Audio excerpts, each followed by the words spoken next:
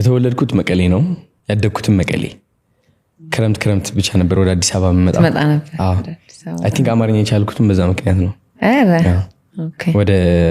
አያቴ መጣ ነበር ሁሌ በጣም ደስ ይለኝ ነበር ወደዚህ ስመጣ እና ትምህርት ቤቴም መቀሌ ነበር ኤስኦኤስ የሚባል ትምህርት ቤት ነበር የተማርኩት እስከ 9ኛ ክፍል ወድቄ ወደ ሌላ ትምህርት ቤት ቀየርኩኝ ምን አይነት ልጅ ነበር ረባሽ ነበር ወይ ለየት ያለ ነገር ነበር ወይ ያው ቤተሰብ ይነግረን የለ በልጅነት እንደዚህ አይነት ነበርክ እንደዚህ ታደርግ ነበር ትባላለህ አይደል እስቲ እንደው ከምታስታውሳቸው ነገሮች ውስጥ አዶናይ ይሄን ያደርግ ነበር የምትባለው በልጅነት ምንድነው አዶናይ እብድ ነበር በጣም ከምታስቢው በላይ ደግሞ የሰው ትኩረት በጣም ይወድ ነበር የእውነት ለምን እንደሆነ አላውቅም ግን ሱፍ ማድረግ ወድ ነበር ከልጅነት ጀምሮ ሱፍ እየለበስኩኝ ያልተጠራውበት ድግስ ቤት ገብቼ ምናምን ቁርጥ በላ ነበር እንዴ ያ እንግዲህ ድንኳን ሰበራ ማለት ነው